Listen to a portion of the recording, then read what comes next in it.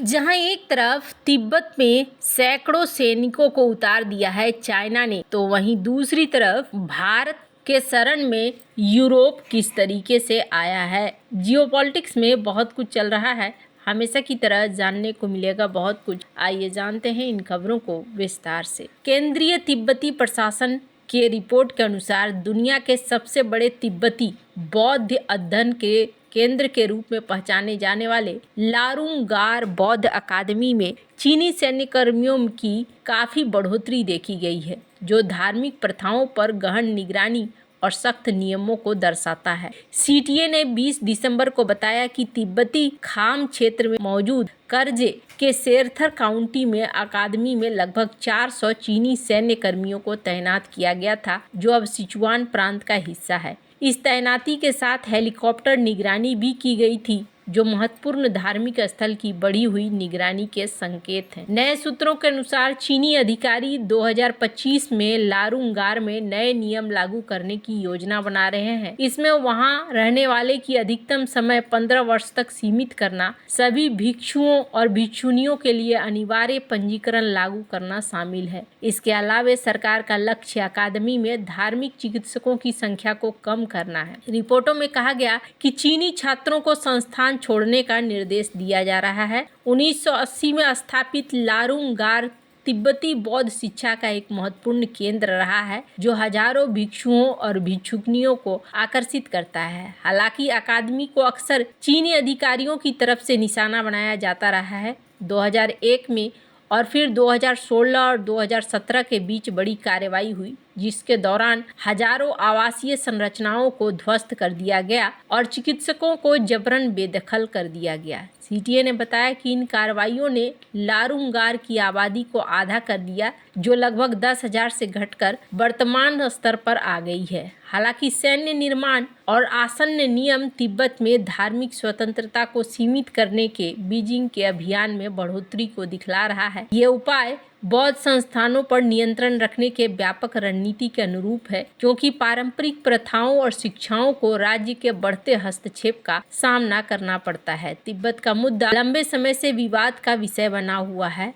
कहा जा रहा है कि 1959 में एक बड़े विद्रोह के बाद दलाई लामा भारत चले गए, जहां उन्होंने निर्वासित तिब्बती सरकार की स्थापना की, जबकि चीन तिब्बत को अपने क्षेत्र का अविभाज्य हिस्सा मानता है। कई तिब्बती अधिक स्वायत्त और स्वतंत्रता की मांग जारी रखते हैं। अभी तिब्बत में एक बांध भी बना रहा है चाइना, और जिसको लेकर विरोध देखने को मिल रहा है। इस वजह से भी चाइना अपने नियमों को कड़ा कर रहा है, ताकि किसी तरह की समस्या न आए उसे।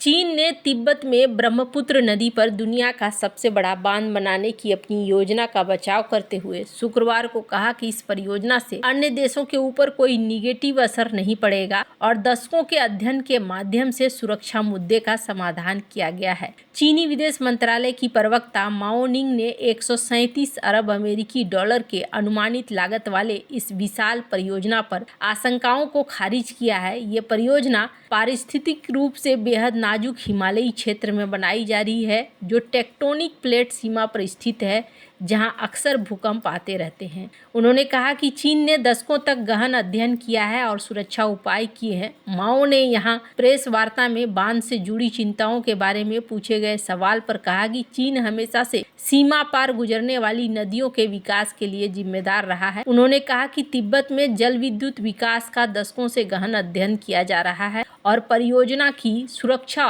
और पारिस्थितिकी एवं पर्यावरण संरक्षण के लिए सुरक्षा उपाय किए गए हैं। भारत और बांग्लादेश की चिंताओं का जिक्र करते हुए माओ ने कहा कि इस परियोजना से निचले इलाके में कोई नकारात्मक प्रभाव नहीं पड़ेगा। उन्होंने कहा कि चीन मौजूदा चैनलों के माध्यम से निचले इलाके के देशों के साथ संपर्क बनाए रखेगा और नदी के किनारे रहने वाले लोगों के लाभ के लिए आपदा निवारण और राहत पर सहयोग बढ़ाएगा। माओ ने कहा कि यारलुंग जांगबो नदी के निचले इलाके में चीन के जल विद्युत विकास का उद्देश्य स्वच्छ ऊर्जा के विकास में तेजी लाना, जलवायु परिवर्तन और चरम जल विज्ञान संबंधी आपदाओं से निपटना है। चीन ने बुधवार को भारतीय सीमा के निकट तिब्बत में ब्रह्मपुत्र नदी पर दुनिया के सबसे बड़े बांध के निर्माण की मंजूरी दे दी है, जिसे दुनिया की सबसे बड़ी अवसंरचना परियोजना बताया जा रहा है। इसमें भारत और बांग्लादेश की चिंता बढ़ गई है, जहां से ये नदी गुजरती है। एक आधिकारिक बयान में कहा गया कि ये जल विद्युत परियोजना यारलुंग जांगबो नदी के निचले हिस्से में बनाई जाएगी।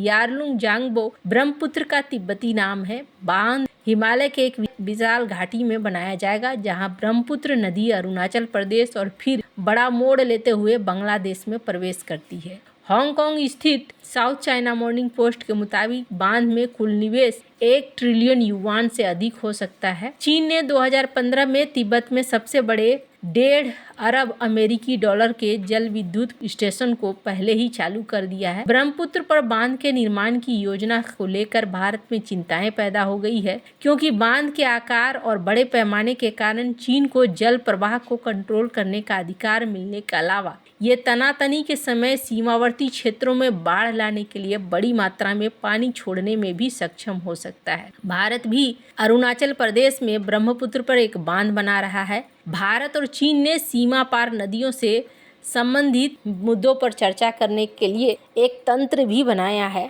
और माना जा रहा है कि ये तंत्र काफ़ी समय तक काम आने वाला है। खैर, जहां एक तरफ ये सब कुछ चल रहा है, वहीं दूसरी तरफ एक रिपोर्ट आई है जो रिपोर्ट बता रही है कि किस तरीके से यूरोप भारत के शरण में आया है और शरण में आते हुए यूरोप ने जो काम किया है उसे देखकर एक बार हंसी भी आएगी। यूरोपीय संघ ने 2024 में भारत से रूस निर्मित ईंधन की खरीद के लिए भुगतान बढ़ा दिया है, जैसा कि पॉलिटिको के साथ साझा की गई एक नई रिपोर्ट से पता चलता है, जिससे मॉस्को के युद्ध कोष को भरने में मदद मिलेगी। Centre for the study of democracy think tank द्वारा तैयार किए गए एक विश्लेषण के अनुसार जनवरी से अगस्त तक यूरोपीय संघ ने रूसी कच्चे तेल पर काम करने वाली 3 प्रमुख भारतीय रिफाइनरियों के साथ पिछले साल की तुलना में लगभग 20% अधिक मूल्य का ईंधन खरीदा है। पूरी तरह से कानूनी होने के बावजूद यह वृद्धि यूरोपीय संघ द्वारा अपने G7 सहयोगियों के साथ $60 प्रति बैरल की कीमत सीमा लगाने और ब्लॉक में अधिकांश रूसी तेल के सीधे आयात को गैर कानूनी घोषित करने के प्रयासों के बावजूद हुई है,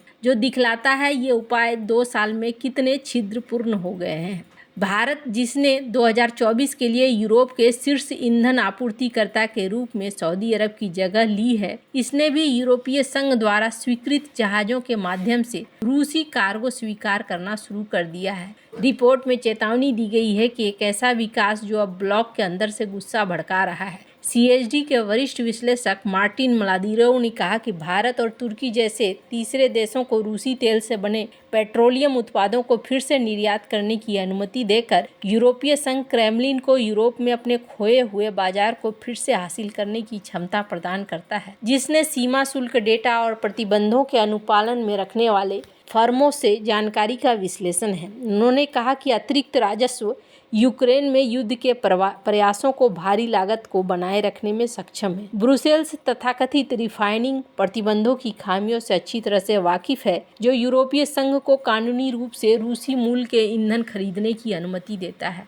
जब तक इन्हें अन्य देशों में संसाधित किया जाता है। लेकिन नए निष्कर्ष बताते हैं कि क्रेमलिन के राजस्व को कम करने के प्रयासों के बावजूद ब्लॉक मॉस्को को कैसे निधि देना जारी रखता है, जिसका लगभग आधा हिस्सा जीवाश्म ईंधन निर्यात से आता है। यहाँ पर देखने को मिल रहा है कि इस साल 2023 की तुलना में यूरोपीय संघ का भारत से ईंधन आयात वास्तव में 9% कम हुआ, जबकि भारत की 3 मुख्य रिफाइनरियों RIL, जामनगर, वार्नियार और सरकारी स्वामित्व वाली न्यू मंगलोर सुविधाएं, जो रूसी तेल को संसाधित करने के लिए जानी जाती हैं, इसकी खरीद में 4% की बढ़ोतरी भी हुई है। खैर, आपको क्या लगता है, क्या यूरोप एक बार फिर से फंसा है यहाँ पर? कमेंट कर अपनी राय जरूर बताएं। जल्द मिलते हैं अगले वीडियो में नई खबर के साथ।